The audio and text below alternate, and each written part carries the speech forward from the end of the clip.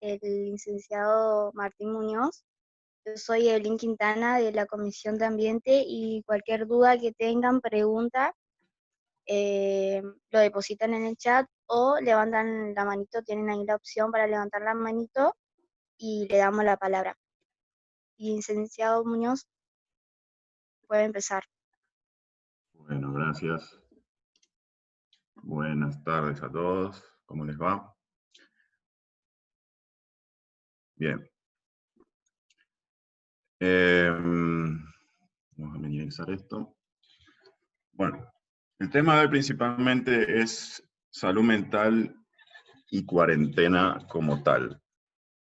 Como bien sabemos, la salud mental se ha tornado en un tema súper importante en este proceso que estamos pasando, por lo cual es bueno que lo hablemos, es bueno que lo conversemos un poco, sobre todo para de alguna manera brindarles herramientas o por lo menos una forma distinta de mirar este proceso en el que estamos, que ha sido bastante agresivo los últimos meses, pero sin embargo podemos encontrar formas de enfrentarlo de una mejor manera, ¿sí? Yo soy licenciado en psicología, me licencié de la Universidad Nacional de Córdoba y me especializo más que nada en terapia cognitivo-conductual, de la que vamos a hablar un poquitito como manera introductoria, para así poder ver cómo encaramos esta parte de hablar sobre justamente salud mental en este tiempo de cuarentena. Así que voy a pasar a compartir pantalla. Así que ahí les preparé unos powers. Son cortitos, son chiquitos y no van a tener demasiado contenido visual, sino más que nada va a ser a manera de charla, así podemos interactuar más también después o a medida que vayan surgiendo preguntas, si no entienden algo o si no les queda claro algo, las pueden decir, así nos detenemos brevemente en ellas. Primero que nada vamos a explicar lo que es el modelo cognitivo. ¿Qué significa esto? Como muchos saben, en psicología hay muchas vertientes, hay muchas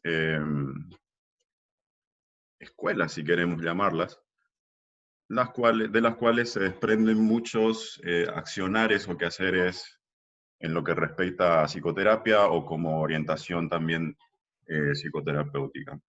Entonces, la mayoría conoce lo que es el psicoanálisis, más que nada, es como la corriente hegemónica, más que nada también acá en Argentina, pero en otros países, y donde se sacan muchos estereotipos sobre lo que es la psicología y cómo funciona y cómo es un psicólogo, etcétera, etcétera. La terapia cognitivo-conductual parte de la teoría cognitiva-conductual. Entonces, para explicar cómo funciona esta teoría a manera simple y que se pueda entender sobre todo, vamos a recurrir a lo que es el modelo cognitivo. El modelo cognitivo lo que nos propone es lo siguiente. Este modelo ha sido propuesto por Albert Ellis, que era un psicoterapeuta estadounidense, y ha desarrollado justamente junto a Beck esta teoría, la de la terapia cognitiva. Entonces, según el modelo cognitivo, lo que pasa en A, vamos a ponerle una letra, es un acontecimiento o una situación, ¿sí? Acá me parece que puedo hacer un dibujito. Exacto, esto así. Entonces, en A tenemos un acontecimiento o una situación, lo cual puede ser de carácter interno o externo, algo que puede pasar externo a nosotros, como por ejemplo, una situación que me gusta poner mucho para ejemplificar esto en terapia misma, es por ejemplo, estando en mitad de la noche y sentir que una ventana en nuestra casa se rompe, ¿sí? Que se rompe. El acontecimiento es A, es un acontecimiento externo, vamos a ponerlo. Por otro lado, un acontecimiento interno ya tiene que ver más con una cuestión de funcionamiento del cuerpo, con sensaciones, con emociones, con pensamientos, con el autorregistro, por así decirlo. Entonces, mantengámonos en el ejemplo de que se rompió una ventana a medianoche. Según este modelo, lo que dice es que a cada situación le corresponde una creencia o un pensamiento. ¿Sí? Esto ya sería B. Una creencia o un pensamiento es cómo nosotros interpretamos esta situación A y lo que de ahí puede desprenderse para que nosotros desemboquemos en una consecuencia C. Situación, pensamiento, creencia, consecuencia. Esta puede ser una acción, esta puede ser una emoción, esta puede ser otro pensamiento, esta puede ser una cuestión más corporal, como síntomas corporales, por ejemplo.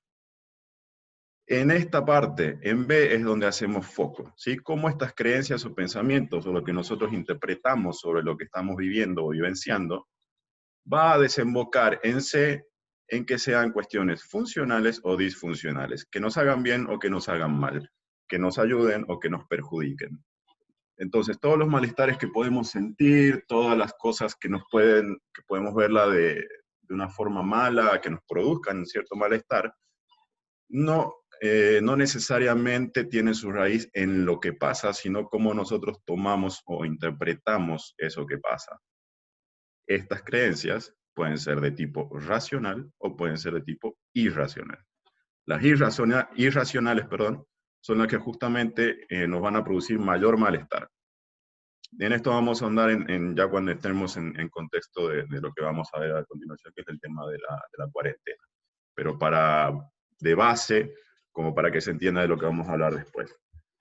Entonces, teniendo este modelo y con el ejemplo que di hace un rato de, por ejemplo, se rompe una ventana a mitad de la noche en la casa, lo primero que cualquiera pensaría, y esto es porque lo pongo en sesión como una práctica, es que la primera creencia o la primera interpretación que la mayoría hace es que, por ejemplo, un ladrón se está entrando a la casa, que nos quiere robar, que simplemente que nos está invadiendo la propiedad, etc. Entonces, la consecuencia a eso puede ser un pensamiento de tipo, estoy en peligro, un pensamiento de tipo, tengo que hacer algo, llamo a la policía, pido ayuda, o me enfrento a que se está entrando a mi casa, o desembocar ya, y bueno, justamente con esto viene todas las consecuencias también de tipo físico. Me activo el sistema de respuesta de alerta, produzco estrés y empiezo a sentir palpitaciones más rápidas, la respiración más rápida, nerviosismo, me preparo, siento la adrenalina, etc. Entonces, una vez resuelta esa situación, se verán las consecuencias posteriores, ¿sí? Pero el modelo lo que explica es justamente eso, hasta ahí, hasta donde llega la consecuencia y más allá de eso, esto de otra manera puede influenciar sobre las mismas creencias, hacer una retroalimentación para poder reinterpretar de mejor manera o de otra manera el evento. Ahora bien, con el mismo evento, con el mismo ejemplo, está bien, estamos en mitad de la noche y escuchamos que una ventana se rompe. Si mi creencia, en vez de ser que alguien se está entrando a mi casa, digo y me pongo a pensar que, por ejemplo, una rama de un árbol chocó contra la ventana y la rompió, probablemente lo que pase es que no tenga toda esa activación, uno, corporal, y dos, tampoco mental. No tenga esa respuesta corporal de activar mi sistema nervioso para dar respuesta a ese potencial peligro, o activar mi sistema cognitivo de pensamiento para poder decir, no sé, llamo a la policía, sino que probablemente siga durmiendo porque una rama que está rompiendo la ventana no supone ningún peligro. Entonces probablemente siga durmiendo, no produzca todo este malestar, no produzca toda esta exaltación, no produzca toda esta respuesta al peligro. ¿Sí? Entonces, con ese ejemplo bastante simple, valga la aclaración, podemos ver cómo se ejemplifica esta parte de decir todo lo que nos pasa y las consecuencias de esas cosas, cómo eso nos produce malestar o no, reside en la parte de los pensamientos, ¿sí? Pensamientos, creencias, sistemas de creencias, esquemas, etc. Entonces, donde hacemos foco desde la teoría cognitiva es en esta parte.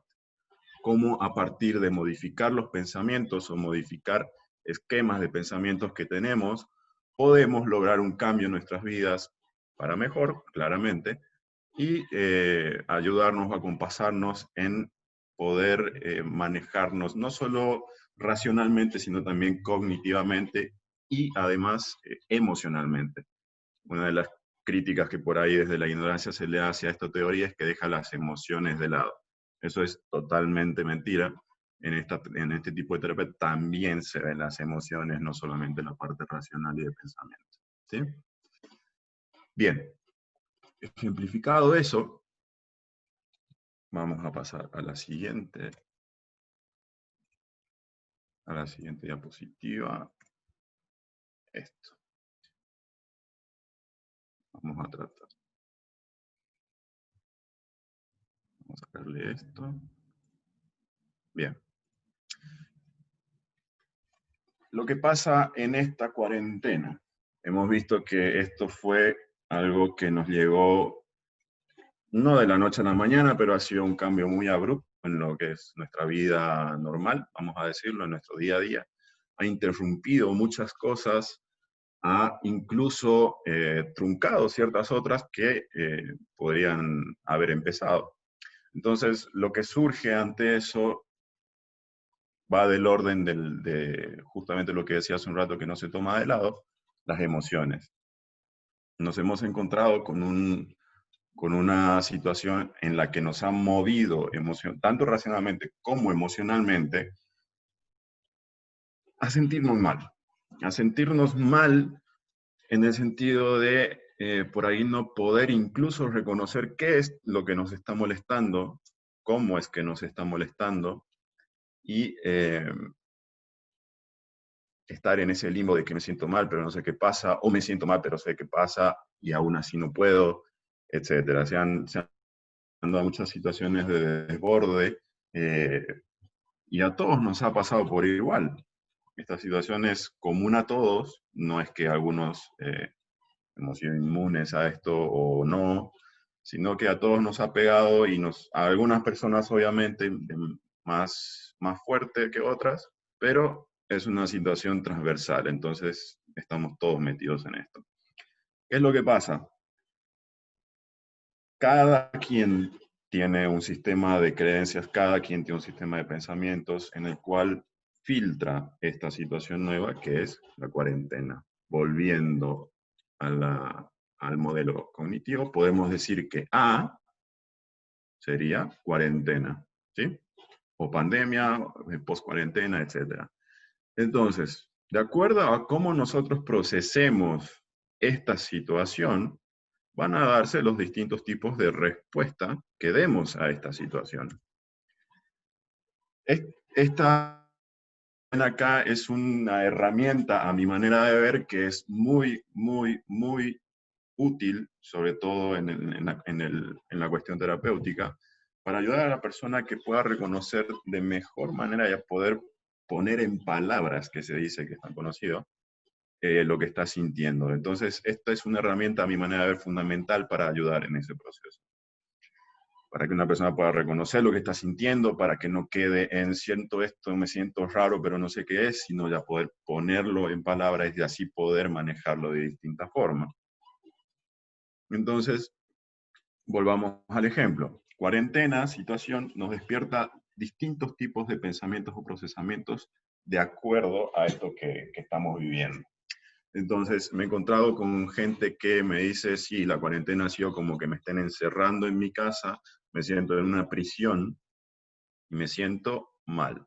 Entonces, traduciendo eso un poco, va del lado del enojo, de la frustración. Vamos a ponerlo acá. Acá.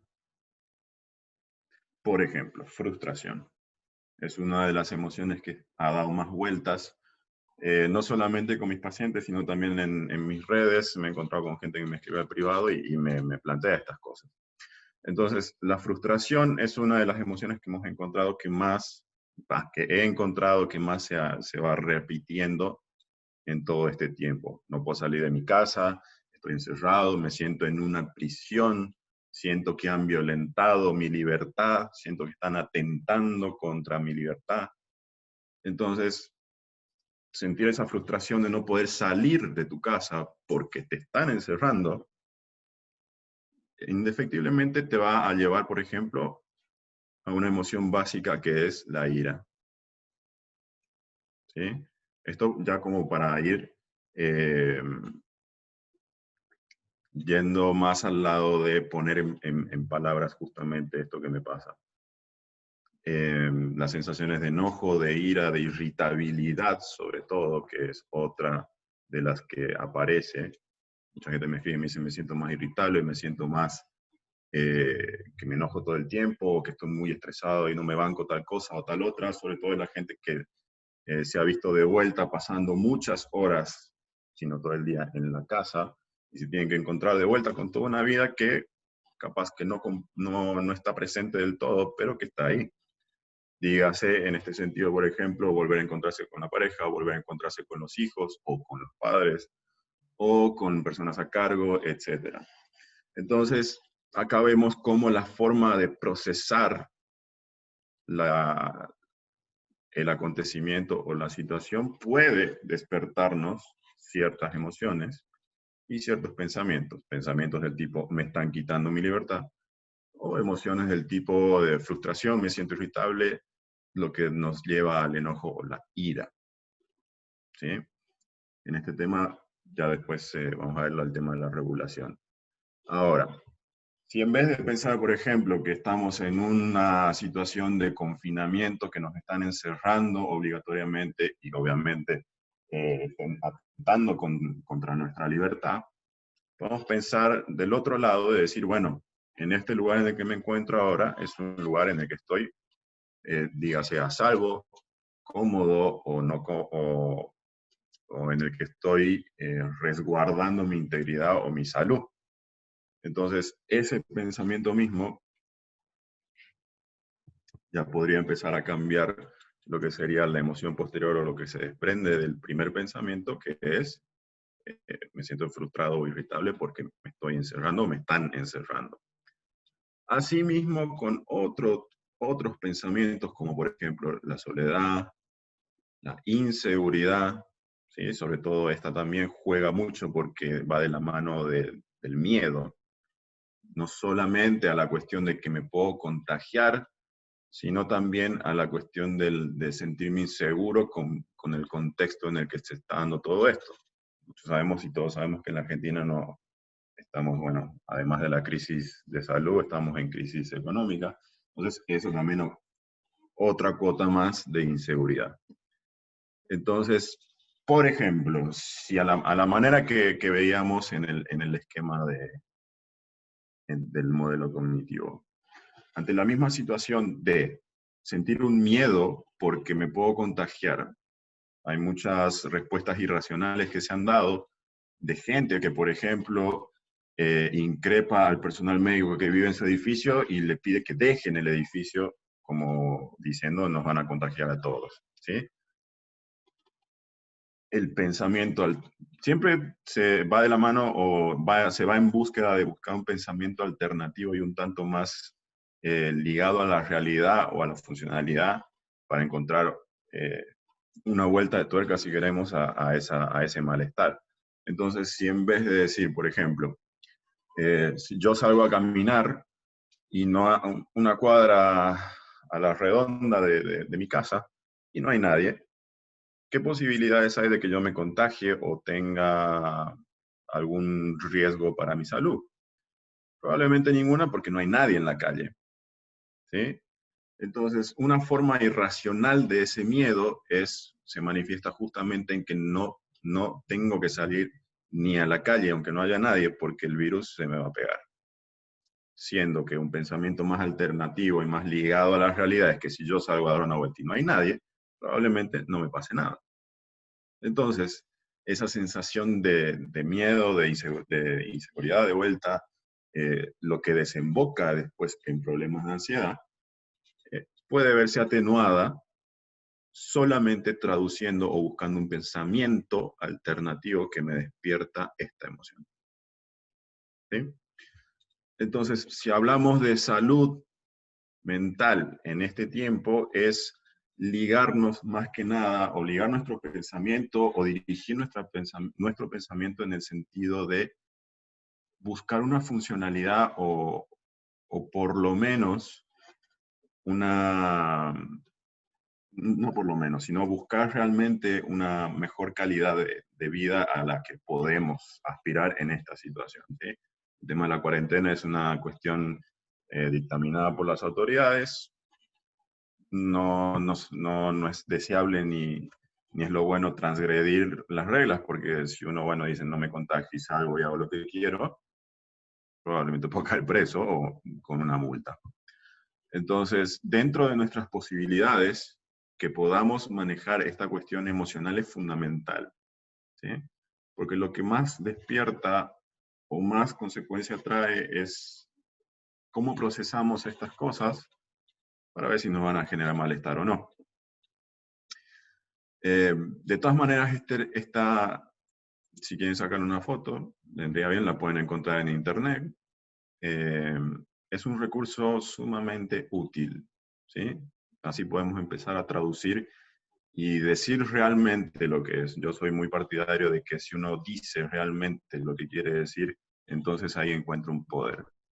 No solamente hablar porque sí. Entonces, vamos a sacar estas líneas.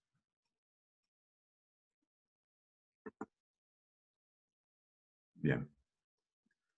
Entonces, hablando de esto, acá pasamos la siguiente diapositiva. Una de las consecuencias que se ha visto de lo que sería ya más entrando por el lado del malestar, más de patología, si se quiere, por ponerle una palabra, es el tema de la ansiedad. Hay un estudio que se ha hecho hace poco desde la Fundación INECO, no sé si tienen la oportunidad de conocer o conocen directamente a Facundo Manes, que es la fundación de él, han hecho un estudio sobre justamente las consecuencias a nivel psicológico de esta cuarentena. Este estudio ha estado a cargo de Fernando, no me acuerdo si era Fernando, creo que sí, Fernando Torrente, que, bueno, ha arrojado que una de las principales consecuencias han sido niveles elevados de ansiedad y también de depresión. Pero acá vamos a hablar más de la ansiedad. Primero que nada, cabe decir que la ansiedad como tal no es una patología.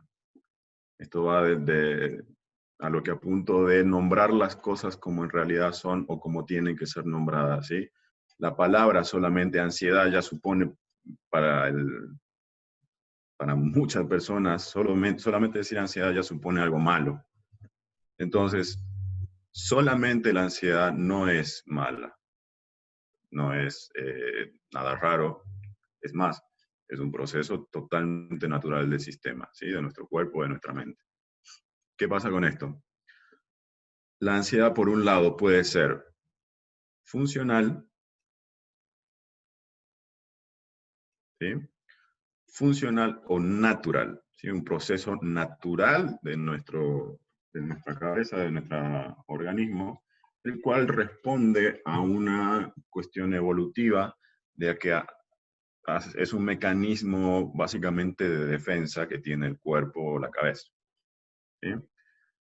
En este sentido, señala el peligro, ¿sí? Un peligro que podemos ver, que podemos percibir.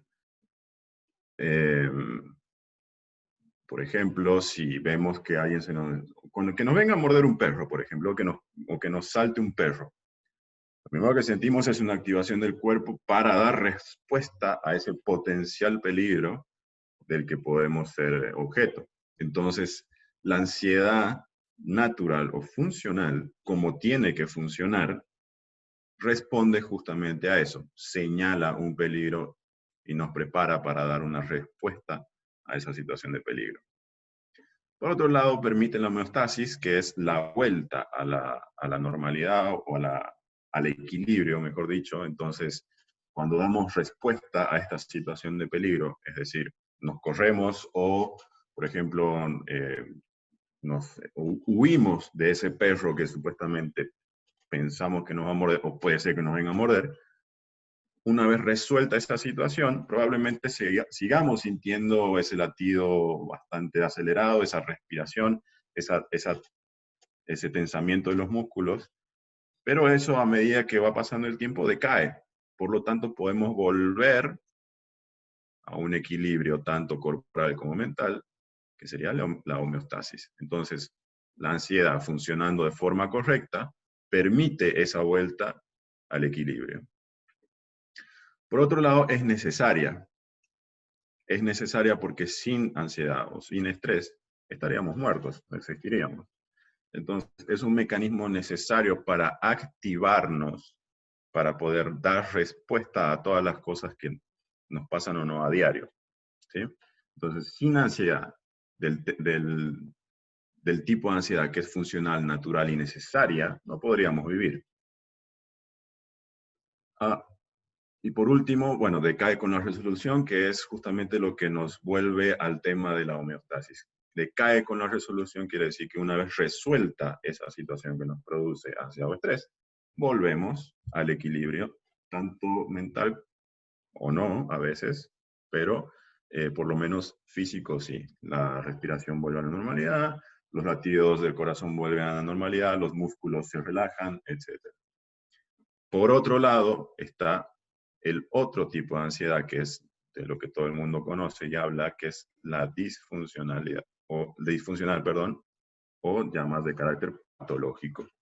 Entonces, este tipo de ansiedad es la que todo el mundo habla o dice siento ansiedad, me siento ansioso o estoy teniendo experiencias ansiosas, etcétera, etcétera. Este tipo funcional no somos conscientes porque es un mecanismo natural del cuerpo. De lo que sí somos conscientes muchas veces es de este otro tipo, la disfuncional. Entonces, ¿cuál es la diferencia entre una y otra? Esta disfuncional siempre suele tener un carácter de mayor intensidad, que es más intensa que la ansiedad normal. Dura mucho más y se presenta más frecuentemente. De ahí que podamos ser más conscientes o que nos demos cuenta que nos está pasando esto. Entonces, esta mayor intensidad de duración y frecuencia es lo que nos despierta ese malestar. ¿Por qué? Porque si esta ansiedad de tipo funcional tiene responde a un peligro, se resuelve y vuelve a la normalidad, no supone un malestar, ¿sí? Un malestar más de tipo psicológico y físico, perdurable o incluso intenso. Esta ansiedad natural responde a un potencial peligro y una vez que se resuelve, vuelve a la normalidad. Por lo tanto, es básicamente como una función vegetativa, si quieren, por hacer una analogía, que quiere decir que eh, funciona de forma automática. ¿Sí? Es un mecanismo evolutivo que tenemos. La disfuncional no, porque a este tipo de ansiedad la produce justamente lo que veíamos en vamos a volver, en la primera diapositiva, la parte de los pensamientos o creencias. Entonces, dependiendo de esta parte del medio, de creencias o pensamientos, vamos a llegar a la disfuncionalidad de la ansiedad.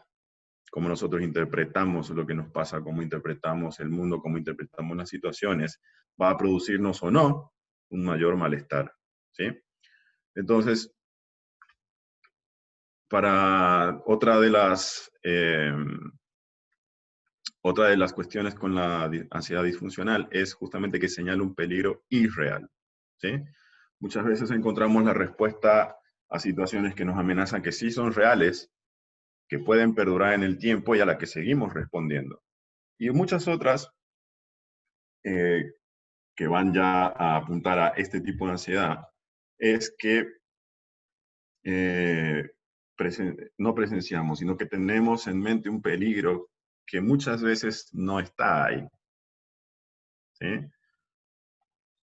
Digas, por ejemplo, la situación que puse hace un ratito. Si yo salgo a caminar a la calle y no hay nadie, probablemente no me pase nada. Pero teniendo una creencia, por ejemplo, de tipo irracional, que por más que no haya nadie, eh, puedo contagiarme porque el virus es un virus que está por ahí y no depende del contacto ni de la cercanía con nadie, entonces el malestar se va a basar en una señal de peligro irreal. ¿Sí? Si bien el tema del COVID y la enfermedad misma y el virus son reales, depende cómo manejemos nosotros la cuestión de la exposición o de los cuidados que tomemos o eh, de temas que vamos a hablar un poquito más adelante, que son los cuidados, de cómo nos informemos y demás, vamos a eh, entrar en esta parte de señalar un peligro irreal. ¿Sí?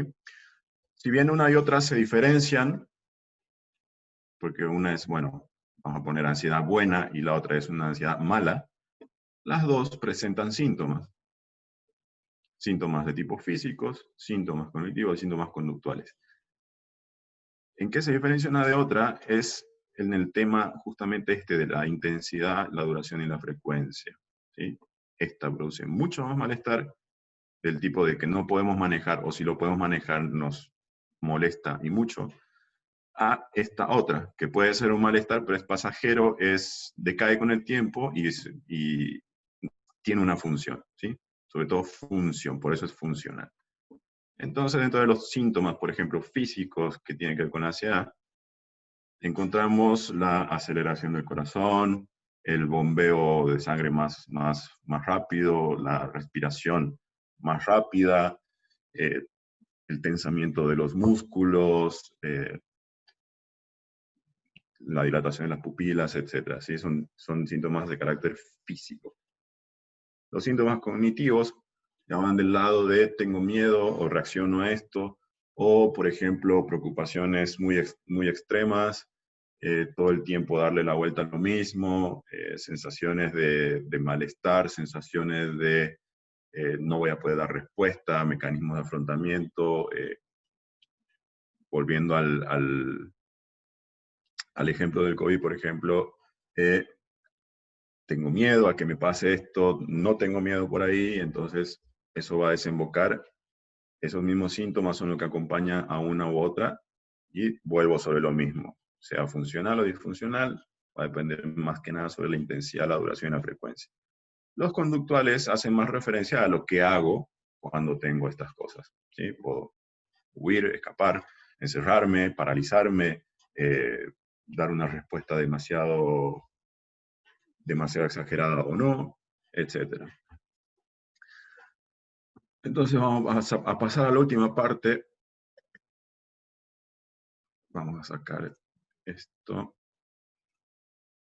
La última parte que va a hacer referencia más que nada a no qué hacer, porque no son recetas ni lineamientos, no existen las recetas, eso quiero recalcarlo, sino que cada uno hace y enfrenta esta situación como puede, como le sale, y con los mecanismos y herramientas que cada uno tiene. Entonces, proponer recetas o soluciones mágicas a este problema, sobre todo de la ansiedad en la cuarentena, hay que mirarlo con cierto recelo porque no aplican a todos por igual y cada uno es distinto, cada uno tiene herramientas distintas, ¿sí? Entonces, pasando a lo último, que es más del tema de eso, de los cuidados o algunos lineamientos generales que pueden ayudar a superar este momento. Si bien en una primera instancia, digámosle las primeras 2 o 3 semanas, si bien ya habían cambios a nivel psicológico, eran un poquito más llevaderos, vamos a decirlo, porque recién estábamos empezando, o muy agudos de golpe, ya estamos más de 100 días después, entonces algunos cambios ya pueden verse instalados. Después de esta pandemia de salud o pandemia por un virus, o como quieran tomarla, seguramente va a haber mucho que tratar y reparar a nivel mental en lo que tenga que ver con la población en general. Pero bueno, veamos los cuidados entonces. Algunos de los cuidados que podemos tener, y el primero, y a mi manera de ver uno de los más importantes, es regular el consumo de información. ¿Por qué es importante esto? Si bien hay que mantenerse informado sobre esta cuestión, no solamente del COVID, sino lo que pasa o las contingencias de lo que va pasando día a día en esta situación, una sobreinformación o todo el tiempo estar sujeto a lo mismo, que es todo el día estar en el noticiero, por ejemplo, eleva los niveles de estrés y de ansiedad. ¿Sí? Todo el tiempo estar sujeto a una situación, mirar las noticias. ¿Qué nos supone estrés? Porque básicamente lo que nos están diciendo en todos los noticieros, en todo lo que sale sobre COVID, es que hay peligro. O sea, todos estamos en peligro. Entonces, todo el tiempo estar sugestionado porque estoy en peligro, estoy en peligro, estoy en peligro, va a hacer que nosotros respondamos a una situación de peligro, siendo que no estamos en peligro, por ejemplo, si nos quedamos en casa. Entonces, mucha noticia, mucha sobreinformación sobre el tema, todo el tiempo estar buscando nuevos síntomas y todo el tiempo los síntomas acá, síntomas allá, puede incluso producirnos a nosotros mismos síntomas que no tienen nada que ver con el COVID. Pero sí una sobreinformación supone niveles elevados o elevan los niveles de ansiedad, dígase, una respuesta ante el peligro que perfectamente no pueden estar presentes. La otra es mantener hábitos de alimentación. La alimentación es más allá de esta época, ¿no es cierto? La alimentación es un hábito que hay que mantenerlo en cualquier situación a lo largo de nuestra vida en lo posible. Todos sabemos que nadie tiene una alimentación perfecta, ¿sí? De acuerdo a nuestro nivel de acceso a los alimentos y cómo nos planteamos la cuestión de los objetivos alimenticios y demás. Pero el grueso de la población no tiene una alimentación perfecta, no consume todo lo que tendría que consumir, entonces mantener los hábitos alimentarios en lo que tiene que ver con las posibilidades de cada uno y ajustar esa posibilidad en lo posible a lo que podría sugerirse desde el lado de la nutrición y demás. Para este punto específicamente, lo mejor es consultar con un nutricionista para yo no meterme a hablar de cosas que por ahí escapan a mi, a mi rama. Entonces, para mantener hábitos alimenticios, si pueden consultarlo con un nutricionista, mejor. Si pueden mantener los que tienen, que si se alimentan bien, si tienen buenos horarios, sobre todo, mantenerlos es un cuidado necesario, ¿sí? La actividad física, y este tema es un poquito más complicado, pero no todos tienen o pueden acceder a una actividad física al aire abierto o salir de su casa o departamento para hacerla. Entonces, dentro incluso de la casa o del departamento hay, y se está dando mucho en YouTube, sobre todo sobre rutinas que se pueden hacer de actividad física dentro de casa, ¿sí? Hay gente que la hace, hay gente que la hace mucho, hay gente que la hace poco, hay gente que no lo hace, ¿sí? Vuelvo y digo, todo depende mucho de las posibilidades de cada uno y sobre todo de las ganas de hacerlo. La actividad física sirve para bajar la ansiedad, en el sentido de que no solamente cansa el cuerpo, uno piensa que, bueno, se me cansa el cuerpo y automáticamente dejo de pensar. No es así. La actividad física demanda un procesamiento mental específico para eso. Entonces, a la vez que se cansa el cuerpo, también ocupa la mente en eso. Por lo tanto, el tema de la ansiedad pierde fuerza y puede verse reducida. La actividad física regular es lo que ayuda. En este sentido, tanto como la regulación de la información, también otro punto que habría que ver es la regulación de las redes sociales. Me estoy encontrando mucho con que me dicen, bueno, yo veo a mis amigos o amigas o conocidos que hacen esto, hacen lo otro o hacen aquello y yo no hago nada. Y me siento mal por eso. Entonces, cabe decir que esto no es ninguna clase de competencia de que si hago más o menos, estoy haciendo mejor o peor las cosas. No es una competencia, por lo tanto, dentro de las posibilidades de cada uno, atenerse, digamos, a estos pequeños lineamientos sería lo bueno. Por otro lado, el monitoreo de sueño o la higiene del sueño tiene más que ver con el descanso propiamente dicho. Se han dado, y también en el estudio este que les comentaba salía, que hay muchos problemas en lo que es el sueño, ¿sí? El descanso. Muchas personas están viéndose con que no pueden dormir, o hay problemas de insomnio, o quizás de hipersomnio, que es dormir mucho. Pero poder regular esto a través de, por ejemplo, plantearme los mismos hábitos previos a dormir, como por ejemplo no usar pantallas en la cama, o no trabajar en la cama, sobre todo no usar aparatos electrónicos en la cama, que la cama sea solamente para dormir, ¿sí? La asociación que se hace entre el sueño y la cama es muy fuerte, entonces la cama automáticamente nos va a llevar a dormir.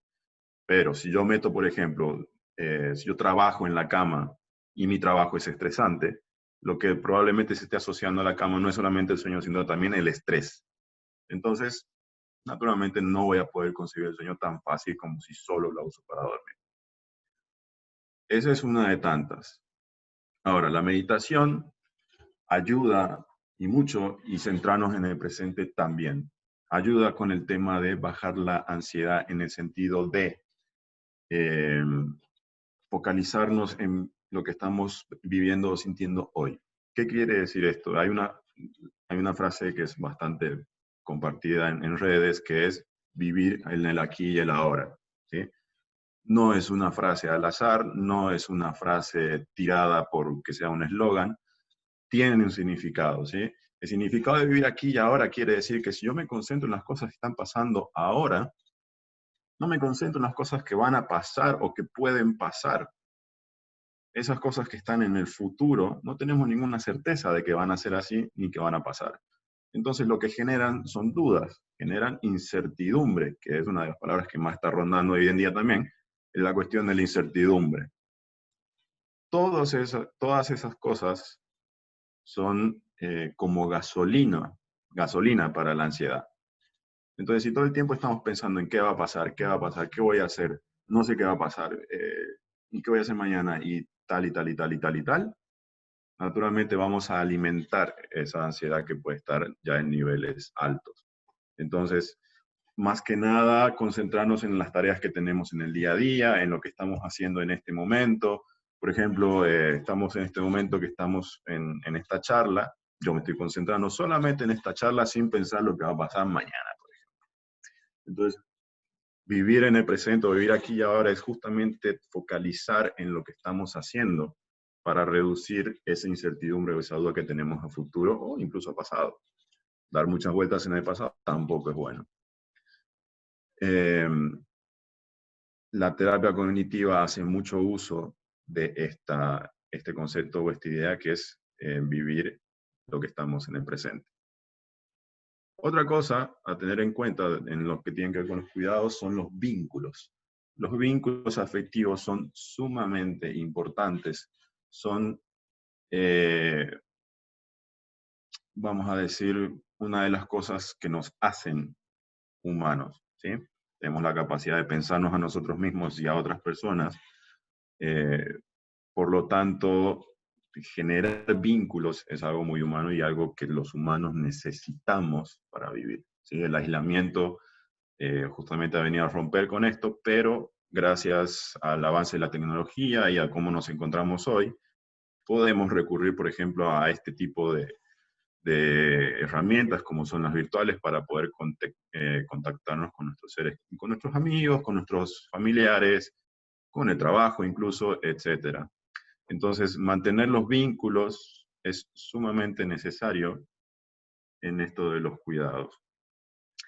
En algunos lugares ya nos estamos viendo con que podemos empezar a salir un poco más, empezar a relacionarnos o a vernos con otra gente, Por ejemplo, acá en Córdoba se pueden hacer reuniones siempre y cuando sean menos de 10 personas, con todos los cuidados, y que sean, bueno, reuniones familiares, ¿sí? Eso ya va a ir también a favor de bajar toda esta cuestión que nos está movilizando de la ansiedad. Y bueno, la última, pero no menos importante, es buscar asistencia psicológica en el caso de verse desbordados o encontrarse con un malestar que no pueden resolver, o verse que no pueden directamente con toda esta situación. Buscar la ayuda de un psicólogo es fundamental, ¿sí? Eh, no caigamos en la cuestión de los falsos profetas, por así decirlo, que buscan o que promocionan una cuestión de curas milagrosas, que vos haces tal cosa y ya no vas a tener ansiedad, o que la ansiedad tiene fin, o que te vas a curar de la ansiedad, etcétera, ¿sí? La ansiedad no tiene cura porque no hay nada que curar, ¿sí? La ansiedad, como bien dije en esta diapositiva, la ansiedad es un proceso normal y natural del sistema. Cuando se ve desbordada o cuando su intensidad es mayor o su duración y su frecuencia, se vuelve disfuncional y produce malestar. En ese caso, existen los tratamientos y existe la terapia. Entonces la ansiedad no es algo que se cura, porque no es algo que te tomas una pastilla y ya está. Es algo que se trata, se regula y se vuelve, digamos, a los niveles funcionales necesarios para poder vivir. Entonces, no caigamos en esos cuentos o en esos avisos de curas milagrosas para esto, porque no existen, ¿sí? Vayamos a lo que debemos, vayamos a lo que se sabe sobre todo de esto y a lo que verdaderamente funciona. Si bien no todo el mundo necesita terapia, porque eso hay que decirlo, no todo el mundo necesita terapia, hay mucha gente que puede hacerlo solo y no necesita, pero si se ven desbordados, si esto les causa demasiado malestar como para dejarlo pasar, busquen asistencia psicológica, ¿sí? Eh, pero bueno, para terminar todo esto, me parece que muchas de las personas que están transcurriendo esto van a salir eh, con un concepto, si se quiere, mayormente cultivado, que es el de la resiliencia. Esto nos va a servir para muchos para bien, sobre todo para crear, para muchos podemos haber creado nuevas formas de afrontar esto, de afrontar el día a día, de volver a encontrarnos con nosotros mismos para conocernos más, y esto genera mayor resiliencia también, no solamente autoestima. Entonces, eh, la resiliencia me parece que es algo que se va a ver en muchas personas, es algo que va a estar, perdón, es algo que va a estar y es algo que hay que aprovecharlo. Entonces, de vuelta, si nos desesperamos con esta cosa, con esta cuestión, esta situación, si no encontramos salida, si nos sentimos muy mal, busquen ayuda, ¿sí? No es algo condenable, no es algo que suponga necesariamente una patología ni nada, sino es solamente una forma más de poder llevar esto adelante. Dicho eso, les agradezco por la invitación. Ahí tienen mi Instagram si me quieren seguir. Bueno, charlamos bastante con las personas que me siguen a través de las historias y por el privado y demás. Pero agradezco la oportunidad a la Fundación que me ha dado para hacer esta pequeña charla. Espero que les haya servido. Por cualquier duda también pueden escribirme. Me parece que vamos a hacer una ronda de preguntas y respuestas. Voy a cortar esto y bueno, espero que les haya gustado también. Bueno, no, gracias a vos. Y acá se hicieron unas preguntas. Juan Cruz Pinto dijo, según algunos estudios, el índice subió en la cuarentena. ¿Por qué crees que pasa eso? ¿Cómo? A ver, vuelta la pregunta. Que según el índice según algunos estudios, el índice subió en la cuarentena. ¿Por qué crees que pasa eso? El índice de ¿El depresión. índice de qué? De depresión. El índice de depresión. La depresión no es un cuadro que se da de la noche a la mañana, ¿sí? No es que ahora me despierto con depresión y estoy deprimido. La depresión tiene un curso que empieza justamente en el estrés. Si hacemos una analogía o una metáfora, digamos, del proceso que sea un poquito más fácil de entender, la consecuencia es estrés, ansiedad, depresión. ¿Sí? No es que estoy triste y me deprimo, no funciona así. Primero empieza la cadena con el estrés. Si lo pensamos como una metáfora, pensemos un auto.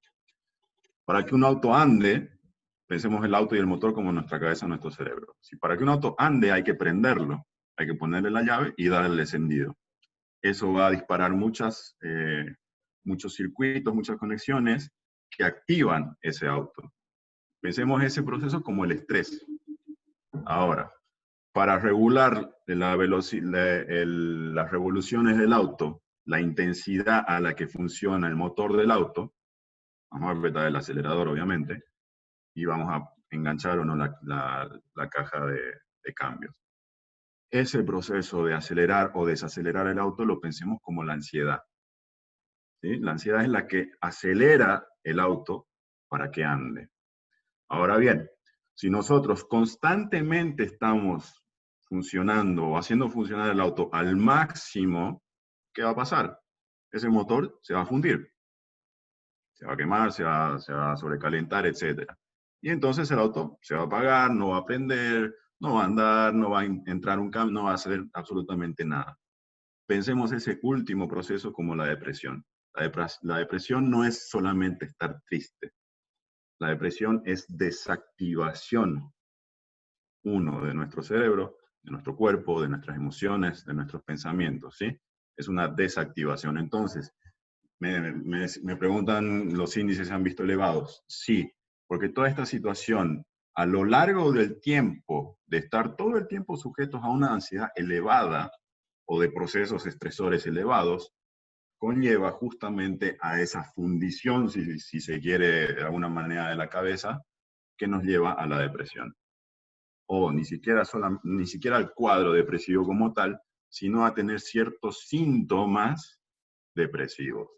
Como por ejemplo, no querer salir de mi casa, no querer juntarme con nadie ahora que puedo, por ejemplo, no querer salir a hacer actividad física, no querer... El primer signo para hablar de síntomas depresivos es dejar de hacer lo que me gustaba hacer. Entonces, cuando tenemos eso en cuenta, ya ahí es donde tenemos que empezar a preguntarnos si debemos buscar ayuda o no. ¿Sí? Bueno, otra pregunta también de Fabricio Godoy era ¿qué consejos puede darnos para la convivencia pacífica y la organización durante esta cuarentena con los que convivimos? Ese es un tema bastante amplio que lo que decía hoy es justamente que varios nos hemos encontrado con la vuelta a casa, si se quiere. Mucha gente en el día a día, antes de todo este proceso de cuarentena, se encontraba, salía a la mañana y volvía a la noche, por ejemplo, porque estaba trabajando o haciendo cosas. Entonces, ahora que de vuelta me encuentro todo el día, 24 horas del día, en mi casa, de vuelta con todos mis familiares, dígase con mis hermanos y mis papás, por ejemplo, pongamos esa situación. Volver a conectar con cosas con las que de alguna manera estábamos desconectados, no solamente, dígase físicamente, supone también un estrés, ¿por qué no? Pero ese estrés es funcional, porque nos quiere decir que estamos en un lugar que no estábamos, que nos va a producir cierta incomodidad y nos va a cambiar la forma de procesar esa situación naturalmente.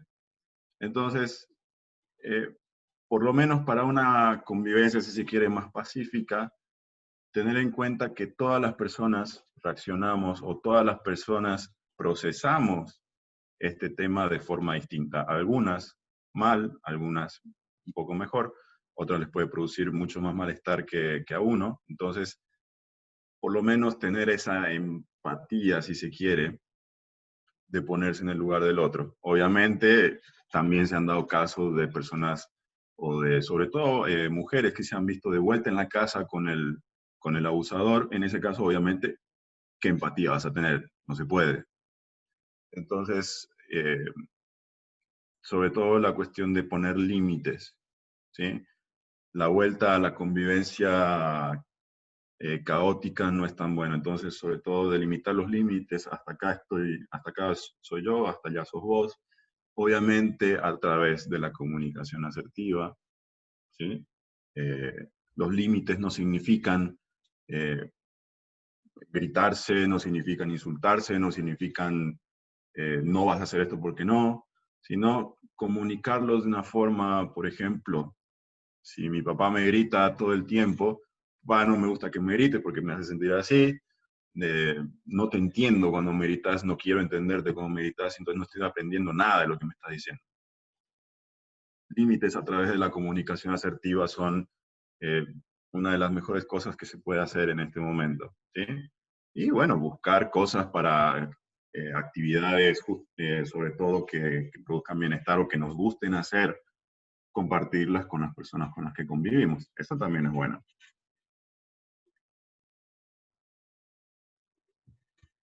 Bueno, también Nicole levantó la mano. Buenas tardes, chicos. Hola, Martín, ¿cómo están todos? Hola, ¿qué tal? Bueno, un gusto escucharte. Te quiero agradecer mucho por poder brindarnos esta charla, que es súper importante. Por ahí no le estamos prestando tanta atención a lo que es la salud mental y que es algo que tenemos que saber, tenemos que aprender, porque durante la cuarentena mucha gente explota, digamos. Llegué tarde por el tema de que tenía unas cuestiones personales, pero desde lo que estaba escuchando, muy, muy bueno. Así que muchas gracias. Nada más para agregar, por ahí estaba pensando, yo que personalmente estoy en el tema de la música, del arte y todo, que por ahí algunas personas mucho están ahora con el tema de compartir lo que hacen, de pintar, de tocar por las redes sociales, porque se la están utilizando mucho para eso, y que es algo importante también buscar qué hacer, porque por ahí disponemos de mucho tiempo libre con el tema de que no salimos afuera ahora, y es importante también vincularnos con el arte. Nosotros, yo en mi caso hago música, así que también por ahí se extraña escuchar a los vagos tocar algún concierto afuera. No Sí, sé totalmente.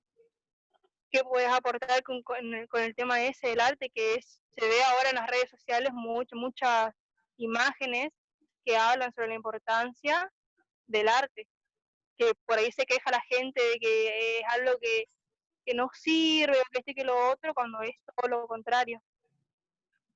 Bueno, esa gente que te dice que no sirve es gente que no sabe. El arte es una de las formas más buenas de expresión, sobre todo emocional, ¿sí? En este momento, en esta situación en la que estamos, es súper necesario poder expresarnos emocionalmente, porque es justamente esa parte la que nos va a producir malestar y, en consecuencia, no poder llevar esto de la mejor manera. Entonces, el arte es una forma de expresión de la emoción muy buena. Eso no hay que dejarlo de lado. Si te gusta hacer algo, por ejemplo, tocar guitarra, pintar, eh, bailar, lo que vos quieras, eso hay que hacerlo, porque es algo que produce bienestar, es algo que gusta, entonces, por lo tanto, mantiene esa salud mental. Dentro de las cosas o de los cuidados que ponía recién en una diapositiva, estaría bueno incluirlo, sí, eso se me escapó y te agradezco que me lo hayas puesto o dicho, pero sí, hacer cosas que a uno le gustan, más del lado del arte, sobre todo, que es mucho una forma de expresarse, es una muy buena, diría yo, forma de también llevar esto. Sí, sí, claro. Claro, bueno, muchísimas gracias, Martín. Ahí surgieron más preguntas en el chat, Eve. También quería agradecer a los chicos, al equipo que hacen siempre un laburo. Y bueno, Eve también, que nos está hoy como moderadora, que yo no podía. Mil gracias. a todos. Bueno, Sí, hay una pregunta más en el chat de Fabricio. Dice, y sobre las relaciones que se dan en la cuarentena, ¿qué opinás? Y pone acá también, cuando conocemos a una persona en este contexto, y luego a veces nos vuela la cabeza al pensar cómo vamos a tratar la situación cuando termine todo esto y al ver a esa persona.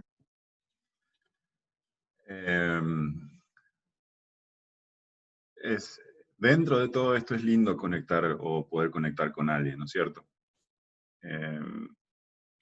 Y mucho de lo que pasa o de la forma primaria de conexión con el primer apego es, digamos, la fase del enamoramiento es totalmente intoxicante y es buenísimo estar ahí.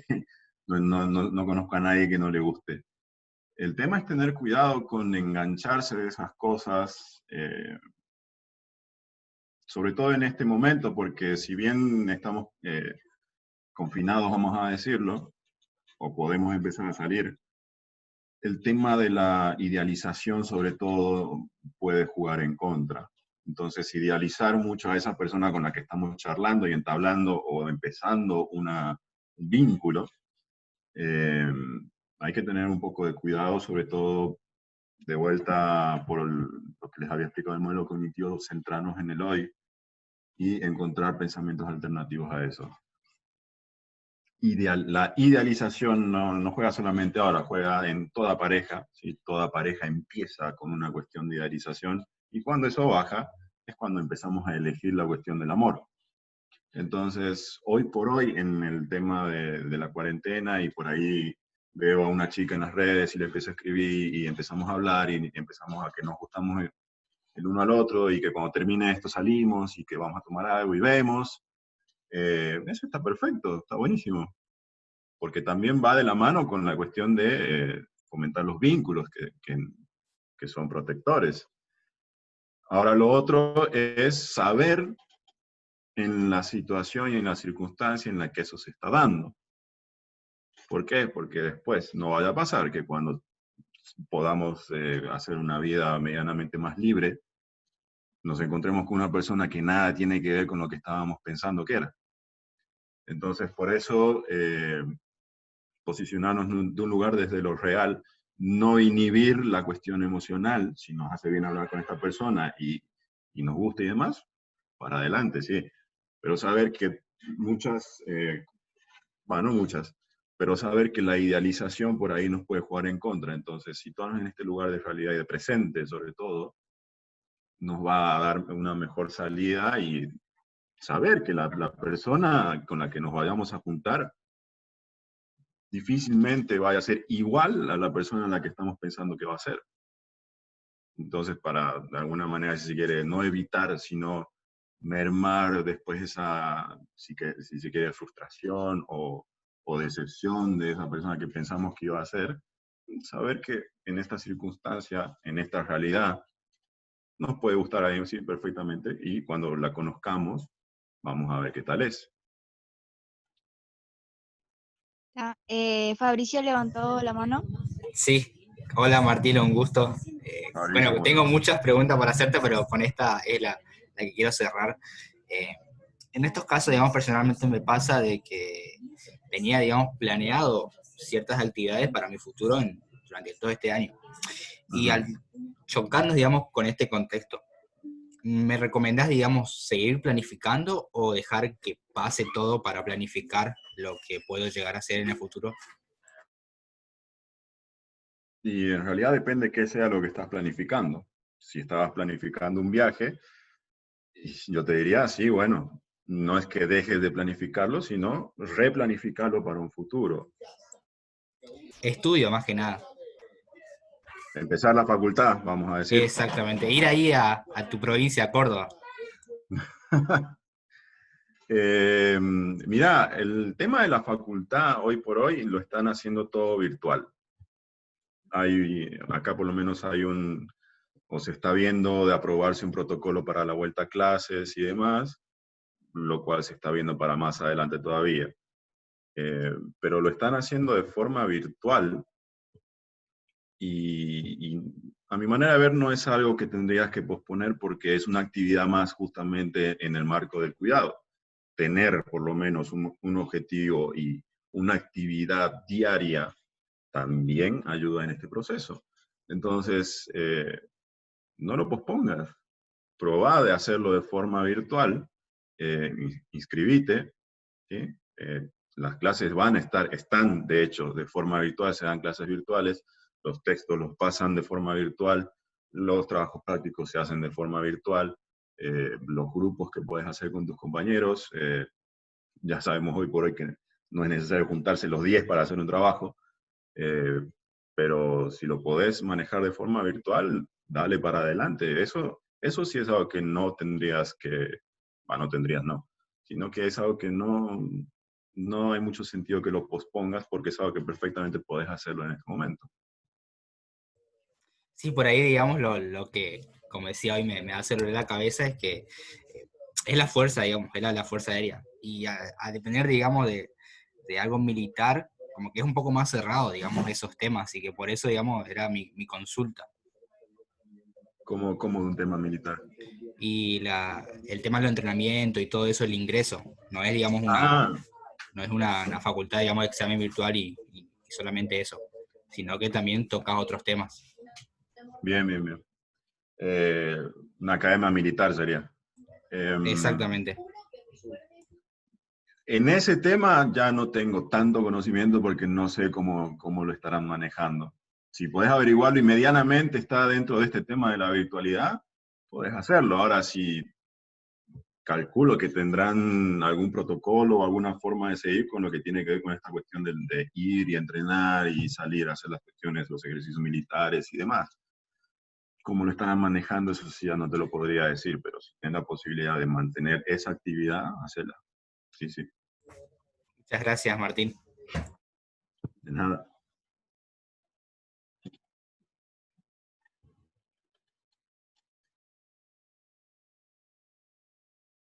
Bueno, ya no hay más preguntas, así que vamos a dar por finalizada la charla. Pueden sacar capturas si están por el celular o si están por la computadora, pueden sacar una foto y etiquetarnos que acá tienen las páginas y también a Martín, que muchas gracias por la charla, muy buena y a tener muy en cuenta esto, lo de la salud mental Bueno, y todos los recursos que nos dio para estar bien durante este tiempo que estamos transitando, que a muchos nos, nos, ¿cómo se llama? Nos molestó mucho o nos afectó, más que nada. sí, totalmente, totalmente. Y sepan todos que esto en algún momento va a decaer, esto no es para siempre. Sí, pero se sigue, sí. Bueno, ya, muchas gracias. Bueno, chicos, Ahí, espero que les haya gustado. ahí Ujú. habló Sí. en el chat Fabri, antes de terminar, pide un mensaje para los jóvenes en este momento. Ujú. Un mensaje para los jóvenes. Em, no dejen de apostar por lo que quieren. ¿Sí? Esta situación, como veníamos diciendo, ha truncado muchas cosas, pero no las ha tirado por la borda. Entonces, si tienen sueños, si tienen ganas de hacer algo, sigan apostando por eso, porque esto es solamente transitorio, es una situación eh, muy jodida, obviamente, pero sigan apostando por lo que quieren, eh, sigan con lo que están haciendo. Esto de la fundación me parece una idea genial, es espectacular esto de poder llevar este tipo de charlas a la población, sobre todo a los jóvenes. Eh, pero sigan apostando por esas cosas que quieren hacer, no las dejen, ¿sí? Y bueno, y sepan que por lo menos lo que somos los profesionales estamos a su disposición en todo momento, ¿eh?